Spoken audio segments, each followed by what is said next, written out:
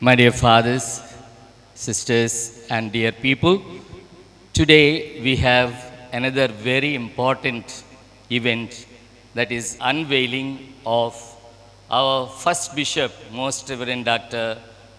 Adagatla Innaya. So I kindly request you all to go into that pandal where the statue of Most Reverend Dr. Adagatla Innaya, the first bishop of Srikakulam, will be unveiled. I request you to go to the next, that pandal.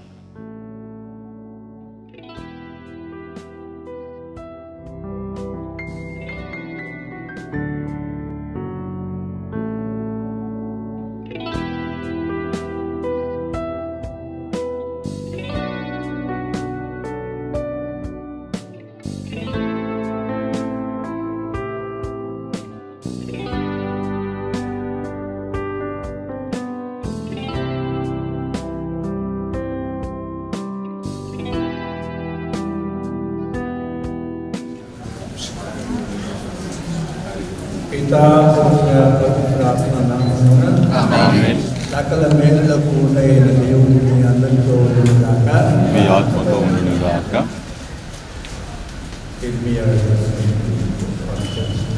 నిన్ను మాతృగర్భమున రూపొందక ఉంటే నేను నిన్ను ఎన్నుకొంటిని, నీ కుటుంబముపై నిన్ను పవిత్రపరచుకుని నిన్ను జాతులకు ప్రవర్తగా ప్రార్థన. దేవుని నామమునందే మనకు సహాయం కలదు. వారి పరలోకమును సృష్టించి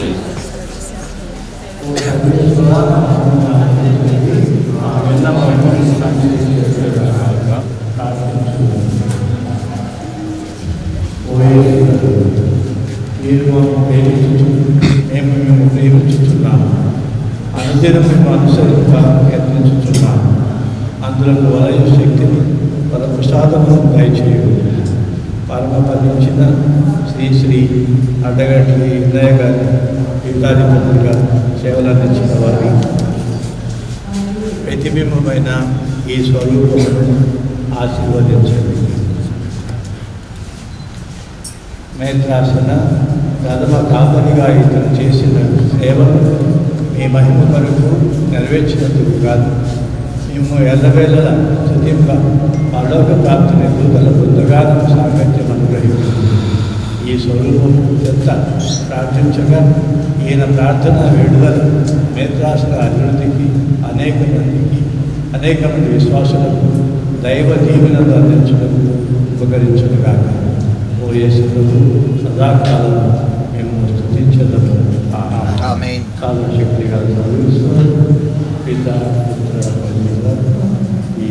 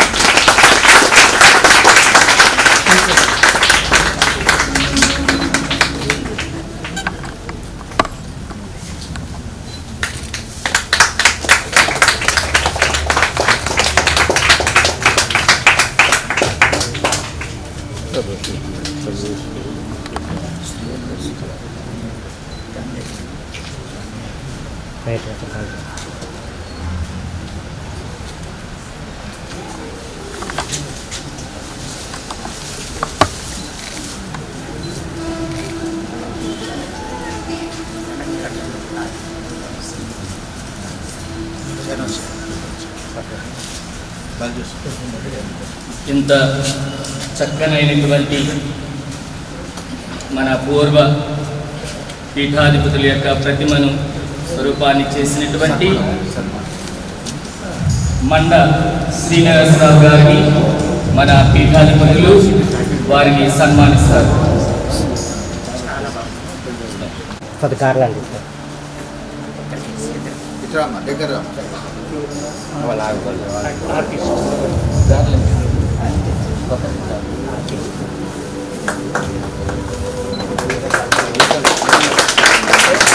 శిల్పి మండ శ్రీనివాసరావు.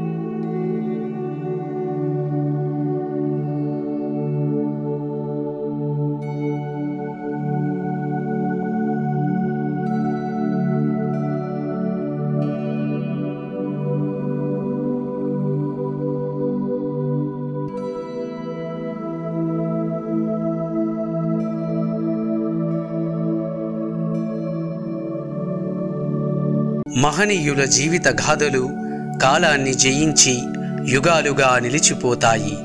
అటువంటి మహనీయులే మన ప్రియతమ ఏలినవారు, కీర్తిశేషులు, మహాఘనత వహించిన శ్రీ శ్రీ శ్రీ అడ్డగడ్ల ఎన్నయ్య గారు. ప్రేమమూర్తి జీవితమే ఈ ఆత్మీయ అక్షర నివాళి. నేల తల్లి పులకరించి పుడమి తల్లి పుష్పించిన క్షణాన, గుంటూరు జిల్లా రావిపాడు గ్రామం తరించిన దినాన, ఆగ్నేశమ్మ గర్భము ధన్యమైన ఆ వేళలో ఆశీర్వాదం ఆగ్నేశమ్మ పుణ్య దంపతులకు 1937వ సంవత్సరం మే నెల 2వ తారీఖున జన్మించారు మన ప్రియతమ ఏలినవారు. పసి వయస్సులోనే విశ్వాసపు ఉగ్గుపాలు పోసి పెంచింది ఆగ్నేశమ్మ. క్రమశిక్షణ నీతి నియమాలు నేర్పించారు ఆశీర్వాదం గారు.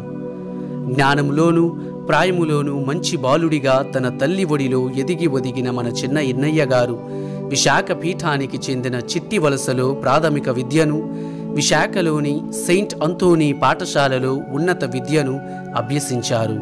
జీవితములో దేవుని పిలుపును గ్రహించిన ఎన్నయ్య గారు ఆ ప్రభునకే తన జీవితము అంకితము ఇయ్యతలచి కడప మైనర్ సెమినరీలో తన గురుత్వ తర్ఫీదు పొందటానికి 1957వ సంవత్సరములో చేరారు. తదుపరి నెల్లూరులో పునీత యోహాను ప్రాంతీయ గురువిద్యాలయములో ఎంతో క్రమశిక్షణ, ఓర్పు, నిష్ఠతో దిగ్విజయముగా తన గురు తర్ఫీదును 1964వ సంవత్సరములో పూర్తి చేసుకుని 1965 జనవరి 4వ తారీఖున సాలూరు విచారణలో మహాఘనత వహించిన గౌడ్ పీఠాధిపతుల చేతుల మీదుగా గురువుగా అభిషిక్తులయ్యారు. అక్షరం యుగాలను మారుస్తుంది. జ్ఞానమును సంపాదించడము వెండి బంగారముల కన్నా మిన్న అని గ్రహించిన ఫాదర్ ఎన్నయ్య గారు 1965 నుండి 1968 వరకు ఆంధ్ర లోయోలా కళాశాలలో డిగ్రీ పట్టాను మరియు 1970-71 సంవత్సరాలలో విజయనగరములో బిఎడ్ చదువును పూర్తి చేసి విద్యాబోధన రంగములో అపార జ్ఞానమును పొందారు. కొంతకాలం విచారణ గురువుగా, కరస్పాండెంట్గా పెదబొడ్డేపల్లి విచారణలో పునీత చిన్న తెరేసమ్మ గారి పాఠశాలలో 1985 వరకు ప్రధాన ఉపాధ్యాయులుగా పనిచేశారు. గురువుగారు అక్కడ ఉన్న 15 వసంతాలు విద్యార్థుల జీవితాలలో జ్ఞాన అభివృద్ధి, వ్యక్తిత్వ వికాస నూతన వసంతాలుగా నిలిచాయని చెప్పడములో ఎటువంటి అతిశయోక్తి లేదు. క్రమశిక్షణ, అంకిత భావము, తిరుసభకు సంపూర్ణ విధేయత కలిగి ప్రార్థనాపరుడైన గురువుగా అహర్నిశలు దేవుని రాజ్యము కోసము కృషి చేస్తూ అందరికీ ఆదర్శనీయమైన జీవితము జీవించిన ఫాదర్ ఎన్నయ్య గారు అందరి మన్ననలను, దేవుని దీవెనలు అపారముగా పొందుకున్నారు. 1986వ సంవత్సరములో విశాఖ పీఠం వికార్ జనరల్గా ఎన్నికయ్యారు. తీవ్ర వేసవి కాలపు మిట్ట మధ్యాహ్నపు సూర్యుడు చల్లని మంచులు కురిపించి మనసుకు హాయిని కలిగించినట్టు విశాఖ ప్రజల చెవిలో తీయటి వార్త వినపడింది.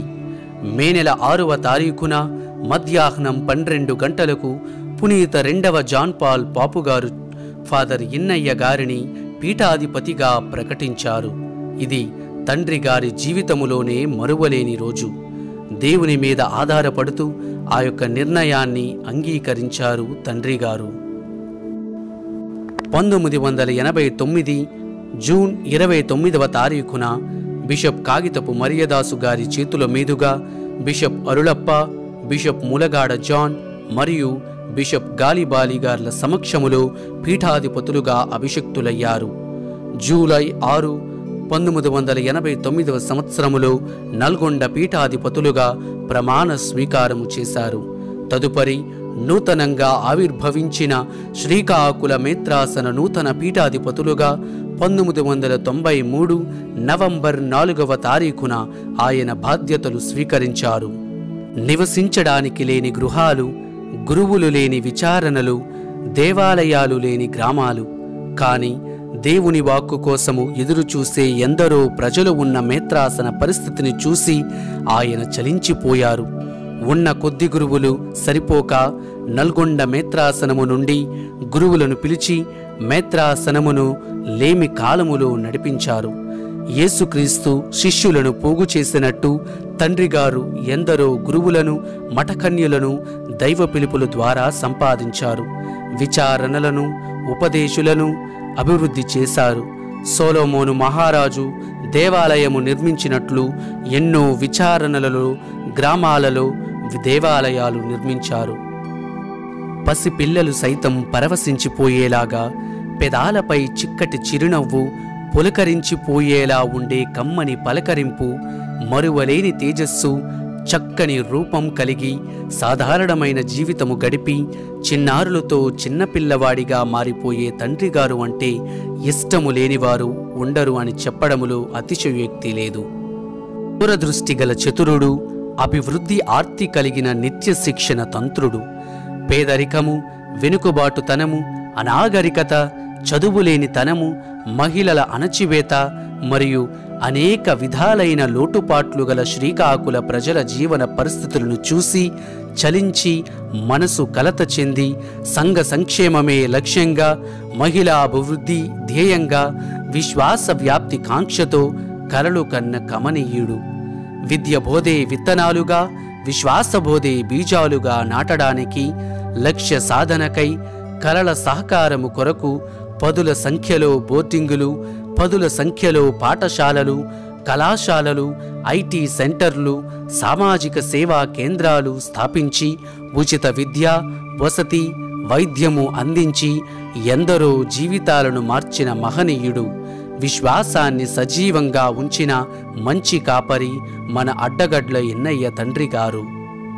గతుకులు లేని ప్రయాణము కాదులే ఎవ్వరిది, పండ్లు కాసే చెట్టుకే రాతి దెబ్బలు అన్నట్లు తన జీవితములో తనను కూడా ఎన్నో అవమానాలు, బాధలు, కష్టాలు చుట్టాలులాగా పలకరించాయి.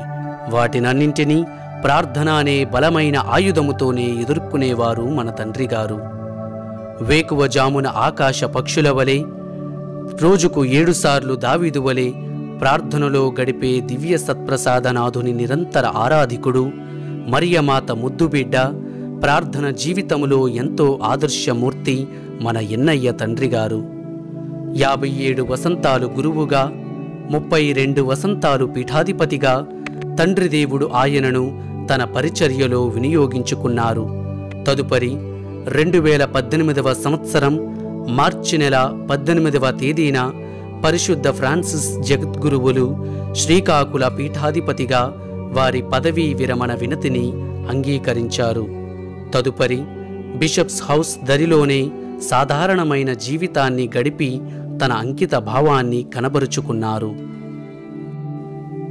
మధురమైన కవితకు ముగింపు, చక్కటి పుస్తకానికి చివరి పేజీ ఉండకపోతే బాగుండు అని తలుస్తాము. కాని రాత్రి మిలమిల మెరిసే నక్షత్రాలు వేకువజామున కనుమరుగైనట్టు, పగటిపూట ప్రకాశించే సూర్యుడు సాయంత్రానికి అస్తమించినట్టు, నడిసంద్రపు రాకాసి అలలు తీరానికి చేరి అంతమైనట్టు మనిషికి మరణము తప్పదు.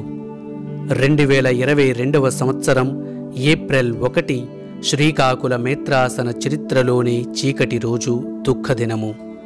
మన ప్రియతమ తండ్రిగారు స్వల్ప గుండెపోటుతో పరలోక బహుమానానికి పరమపదించారు. మధురమైన జ్ఞాపకాల ద్వారా ఆయన మన మధ్యలోనే ఉన్నారు. ఆ దేవుని సన్నిధిలో, అబ్రహాము ఒడిలో, పరిశుద్ధుల సహవాసముతో దేవుని రాజ్యపు పౌరుడిగా నిత్యానందము పొంది వెలుగొందాలని ప్రార్థిస్తూ మీ ప్రేమకు పాత్రులు బిషప్ రాయరాల విజయ్ కుమార్ గారు, మేత్రాసన గురువులు, మఠవాసులు, కన్య స్త్రీలు, ఉపదేశులు, విశ్వాసులు, శ్రీకాకుళ మేత్రాసనము.